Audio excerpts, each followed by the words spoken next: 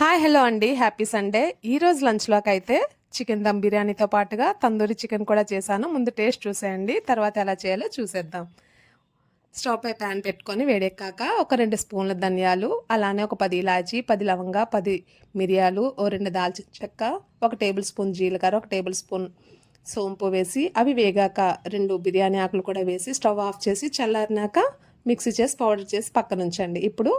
1 KG chicken మంచిగా clean చేసుకున్న తర్వాత రుచికి సరిపడా సాల్ట్, ఒక 2 టేబుల్ స్పూన్స్ వరకు అల్లం వెల్లుల్లి పేస్ట్,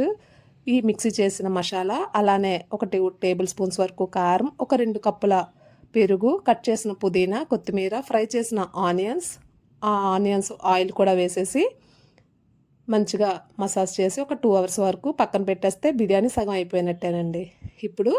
రైస్ క్లీన్ చేసుకున్న తర్వాత నేను కేజీ రైస్ తీసుకున్న, కేజీ చికెన్కి ఒక బౌల్లో వాటర్ స్టవ్ పై పెట్టి అవి మరిగేటప్పుడు దాల్చిన చెక్క, బిర్యానీ ఆకు, 2 లవంగా వేసి మరుగుతుండగా రైస్ని కూడా వేసేసి 50% ఉడికిన తర్వాత ఒక నిమ్మ చెక్కని కాస్త ఆయిల్ వేసి 75% రైస్ ఉడికిపోయింది అనుకునేటప్పుడు మ్యాగ్నేట్ చేసిన చికెన్లో ఈ రైస్ని లేయర్స్గా వేసి పైన కట్ చేసిన కొత్తిమీర, పుదీనా, అలానే ఫ్రై చేసిన ఆనియన్స్ కూడా వేసుకొని, నేను ఇక్కడ ఫుడ్ కలర్ కూడా లైట్గా వేసానండి, స్కిప్ చేసేయచ్చు. ఇప్పుడు దమ్ కోసం ఒక పాత ప్యాన్ని స్టవ్ పై ఒక 10 మినిట్స్ వేడెక్కాక ఈ బౌల్తో పాటుగా చికెన్ రైస్ అన్నిటినీ పెట్టేసి పైన క్యాప్ పెట్టి బరువు పెట్టేసి 10 మినిట్స్ ఫుల్ ఫ్లేమ్లో, అలానే